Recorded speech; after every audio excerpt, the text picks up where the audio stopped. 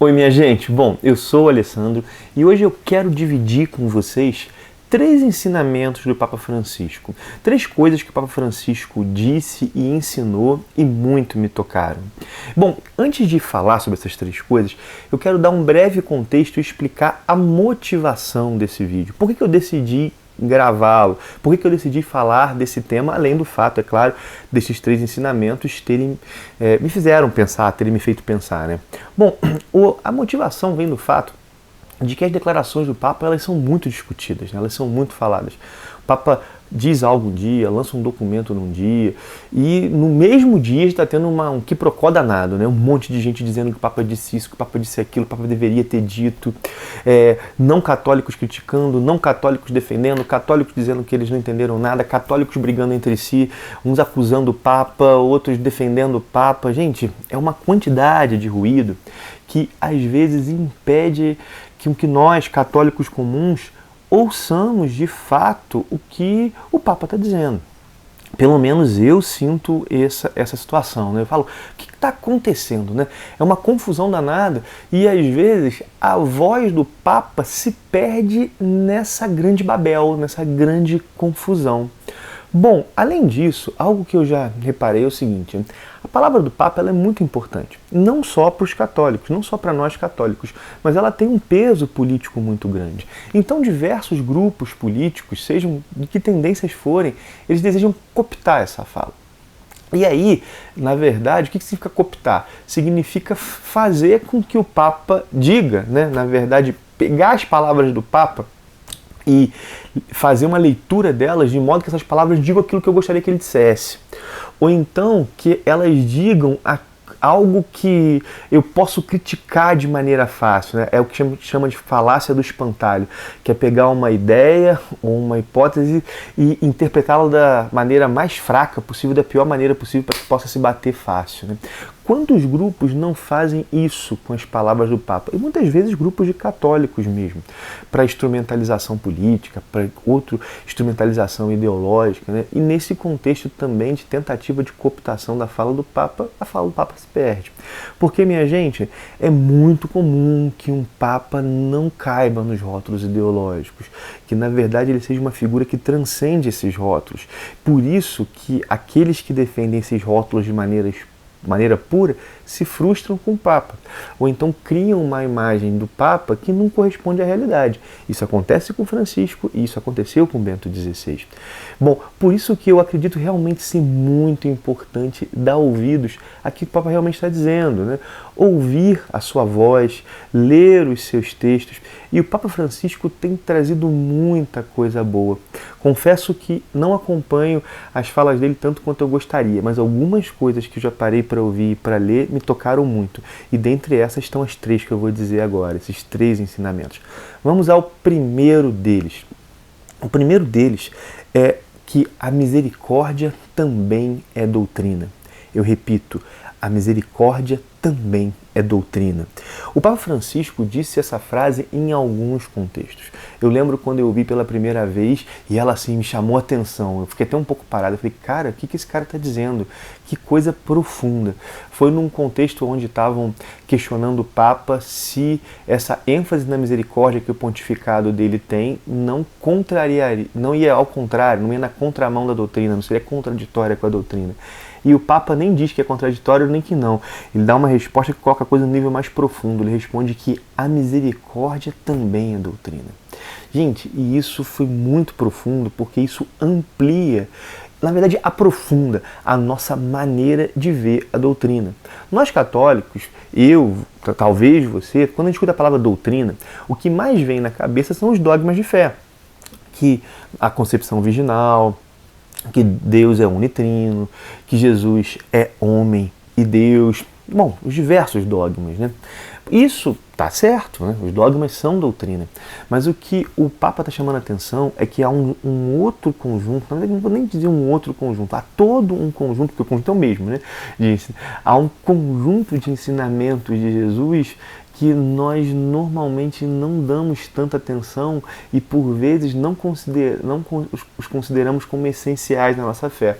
Não os consideramos como doutrina, e são doutrina também. E a misericórdia está entre esses ensinamentos, porque quando o Papa Francisco diz que a misericórdia é o princípio estruturante do Evangelho, ele está chamando a atenção que a misericórdia é um dos atributos de Deus.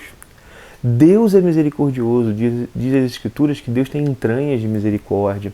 E também, a misericórdia deve ser um atributo nosso na medida em que nos esforçamos por imitar Jesus Cristo, que é manso, humilde de coração, que é misericordioso. Repara, isso é inegociável também. Isso também é doutrina. E não está em contradição com as demais coisas, porque vem do mesmo Deus.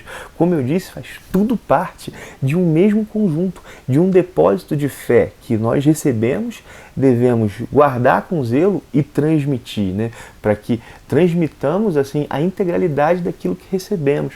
E ao ouvir o Papa chamar a atenção para esse tipo de coisa, eu pensei, cara, quantos ensinamentos de Jesus Cristo talvez eu não relativize, coloque de lado, varra para debaixo do tapete e me concentro só em alguns, ou seja, não recebo o Evangelho na sua plenitude.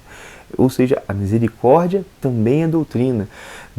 Olhe para esse aspecto como tão importante quanto os outros. Cara, isso foi realmente muito profundo. Acho que é um ensinamento que a gente tem que estar muito atento e realmente aprender muito com ele.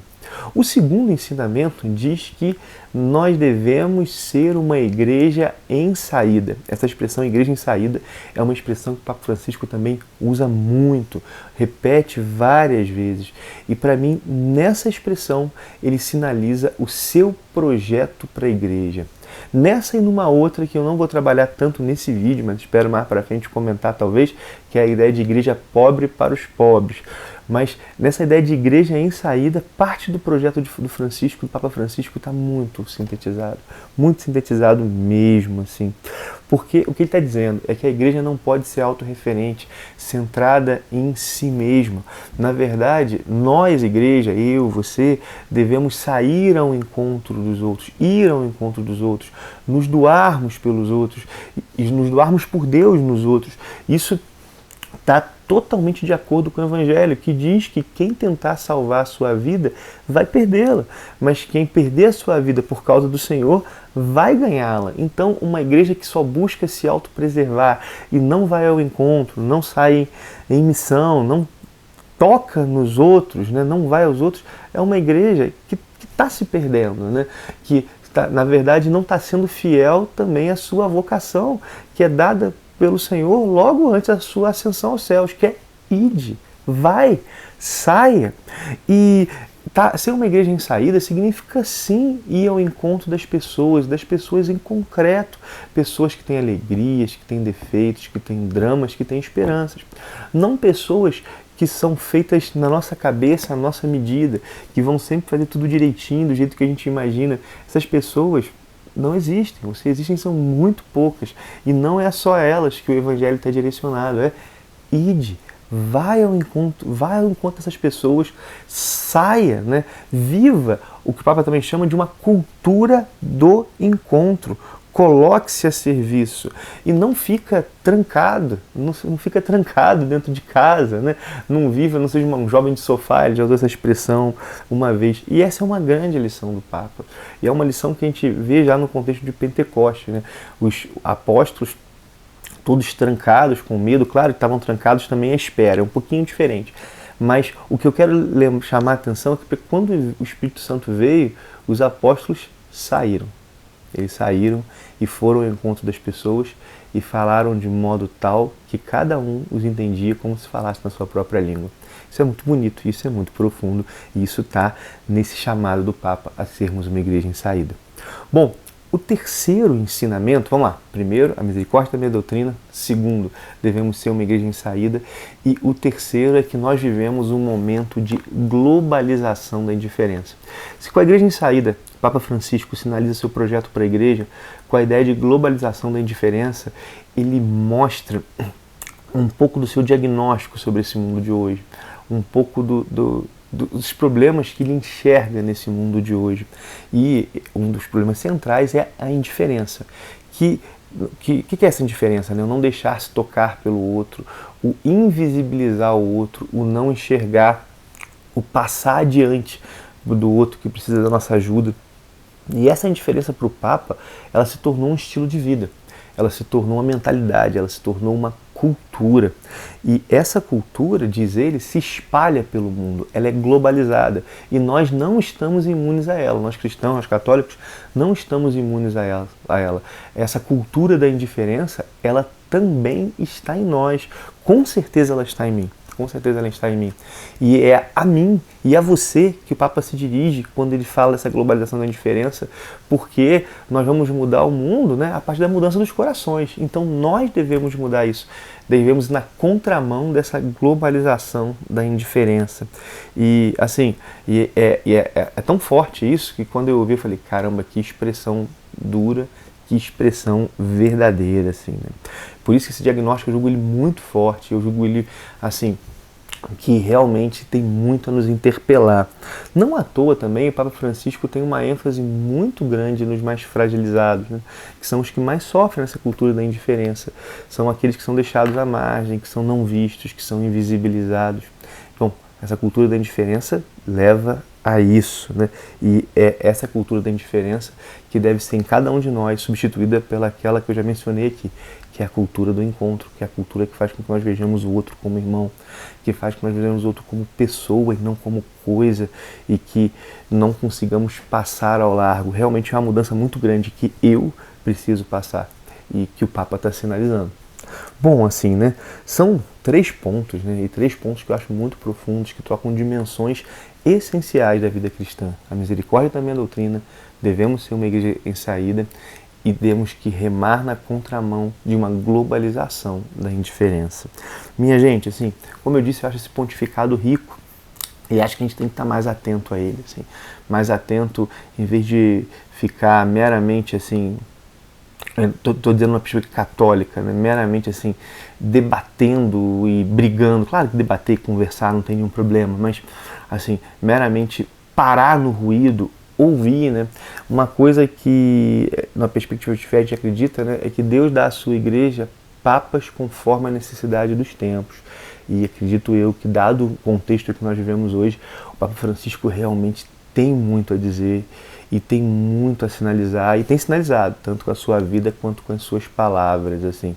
De novo, né, li aqui tudo numa perspectiva de fé, mas eu acredito que mesmo numa perspectiva, assim, puramente, eu vou te chamar de, quando eu falo puramente humana, parece que a fé não é humana, né?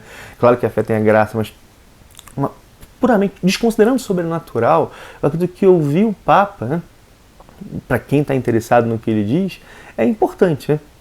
Porque se na verdade se a gente para no burbúrio, a gente só tem informação de segunda mão, a gente nem sabe o que o Papa está dizendo.